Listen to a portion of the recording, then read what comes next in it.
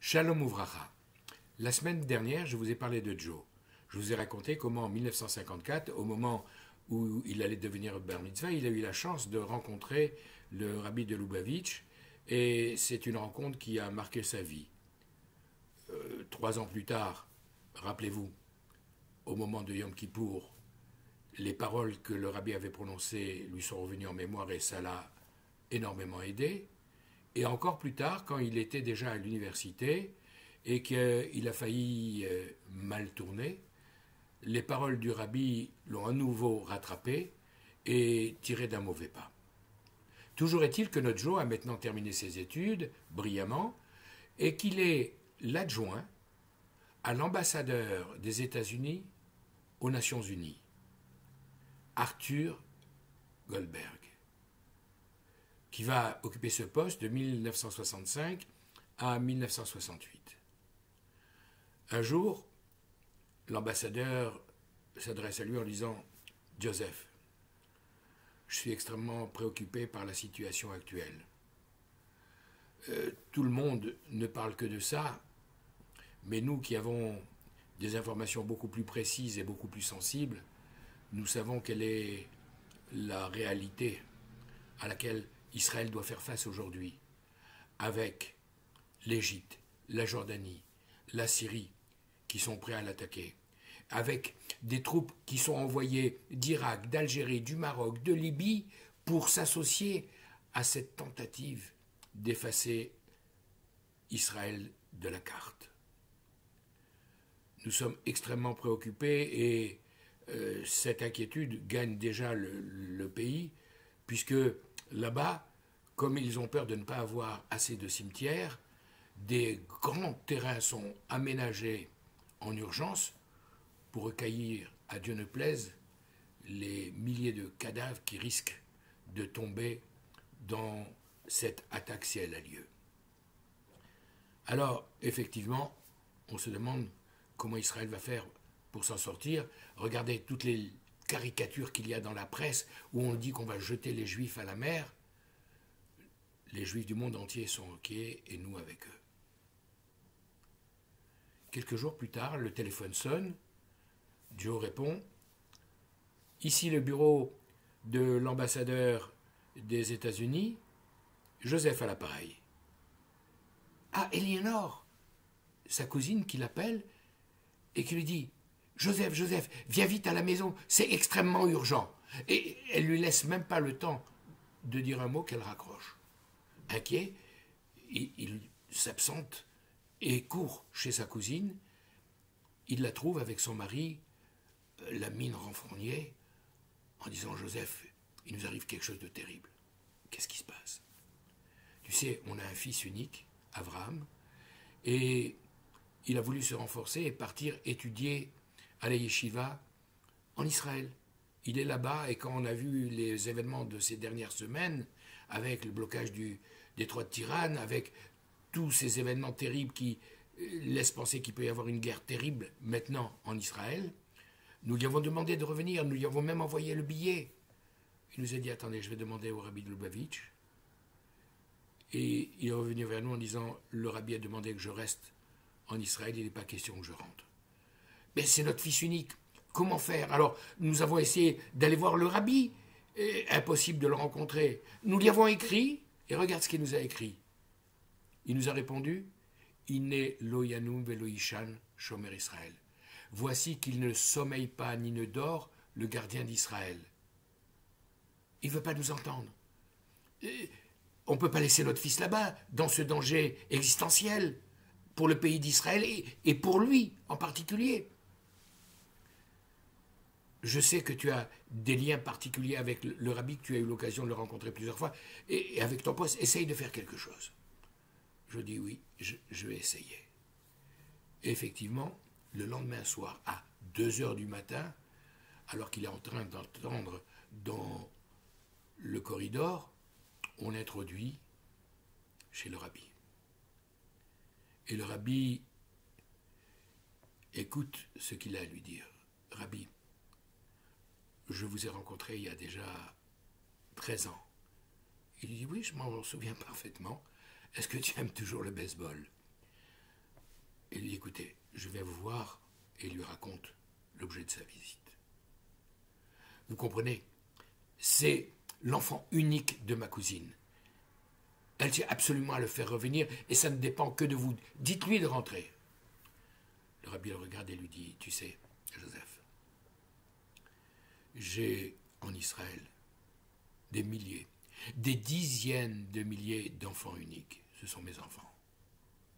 Et si je pensais qu'il y avait le moindre danger, je leur dirais de se sauver. Mais tu vas voir. Tu vas voir les grands miracles que Akadosh Baruch va faire. Tu vas voir la providence divine, comment elle va s'exercer de manière dont personne ne peut imaginer le commencement. Ne crains rien. Et dans ces paroles, le rabbi était tellement persuasif, tellement persuadé lui-même qu'il a fini par persuader Joseph, qui a dit, Rabbi, mais qu'est-ce que nous pouvons faire pour aider? Avec un sourire, le rabbi lui a dit, écoute, si tu ne le fais pas encore régulièrement, mets tes tefilines tous les jours et demande au mari de ta cousine d'en faire de même. C'est la seule manière dont tu peux aider Israël à sortir de ce mauvais pas. Effectivement, quelques jours plus tard, et les jeunes anciens comme nous s'en rappellent, le lundi 5 juin 1967, alors qu'on arrivait les uns au bureau, les autres pour les études, on a appris l'armée de l'air israélienne vient d'attaquer les pays arabes. Et en quelques heures, tous les avions ennemis ont été neutralisés, la plupart d'entre eux au sol. Dès le lendemain, le Golan était investi. Et le surlendemain, au troisième jour de la guerre, Jérusalem était libérée. Har Habayit Beyadenu. Ce cri a retenti sur la radio israélienne. Le mont du temple est entre nos mains. Très vite, le Rav Goren est venu au Kotel et a sonné le chauffard pour annoncer la délivrance. Effectivement, contrairement à notre angoisse, à tous, contrairement à nos craintes, et conformément à la parole du Rabbi, de grands miracles ont eu lieu pendant cette guerre des 6 jours. Je peux dire que, encore plus tard, en 1990, rappelons-nous, il y a eu la première guerre du Golfe. Le 2 août, Saddam Hussein a envahi le Koweït parce qu'il voulait s'approprier les richesses pétrolières de ce pays. Il y a eu plusieurs mois de tensions grandissantes pour préparer la guerre. Je me souviens que nous sommes arrivés début septembre en Israël pour accompagner notre fille qui devait commencer une année de séminaire à Jérusalem. Le pays s'était vidé brutalement de tous ces touristes qui étaient repartis dans leur pays d'origine et la tension était déjà palpable. Je me souviens, comme beaucoup d'entre vous certainement, du 17 janvier, quand les Américains ont commencé à attaquer Bagdad. Et à partir de là, on était extrêmement inquiet des réactions vis-à-vis d'Israël. Et comme l'avait annoncé Saddam Hussein, il a tiré 39 Scuds sur Israël. Pas un n'a fait une victime directe. Il y a eu une personne qui, en courant vers un abri, a eu un malaise cardiaque et est mort. Mais pas un en 39 Scuds. Les Chachamim, les sages, nous disaient Teilim neged tilim. Récitez des psaumes et ça nous protégera des missiles tilim. Les Chachamim, les grands de la génération, dont le Rabbi, nous disaient ne soyez pas inquiets, Dieu nous protège. Et effectivement, de manière miraculeuse, nous avons vécu cette période d'angoisse en venant avec Zichrono Livracha, le grand rabbin Citruc, et 3000 juifs français dans ce voyage de solidarité du 31 juin 1991, à peine 15 jours après le début de la guerre.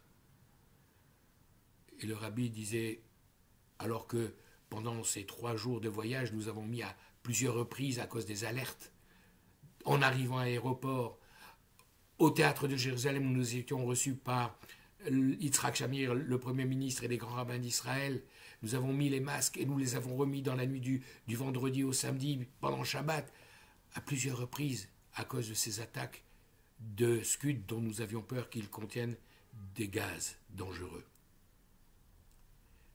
Le message du rabbi était, vous verrez, que ces masques, vous les utiliserez pour Purim comme déguisement. Alors, en entendant ça et en voyant la situation au jour le jour, on se disait, oh, ce sont des paroles d'encouragement, mais combien de temps ça va durer? Je me souviens parfaitement du jour de Purim de cette année-là, 1991. Le 14 Adar 5751, le jeudi 28 février. Le matin, comme tous les matins, nous avions, avant de partir à la synagogue, écouté les derniers développements à la radio. Et à la fin de la prière, plus longue que d'habitude avec la lecture de la Megillah, nous étions partis encore inquiets au bureau, je me rappelle, avec un ami, Pierre Bousquila, en métro. Et il avait un appareil qui permettait de capter la radio, y compris dans le métro souterrain. Et on écoutait pour savoir qu'est-ce qui se passait. Et on a été surpris d'entendre annoncer à la radio israélienne que nos frères israéliens pouvaient retirer leurs masques, qu'un accord avait été signé le jour de Purim. Et le jour de Purim, comme le Ravi l'avait annoncé, ces masques de protection contre les gaz ont été transformés en déguisement. Espérons que toutes les annonces, les prophéties qu'il a énoncées se réalisent et que très rapidement, de nos jours, nous puissions accueillir Mashiach Tzidkenu. Bracha ve'atzlacha ve'kol tov. Shabbat shalom.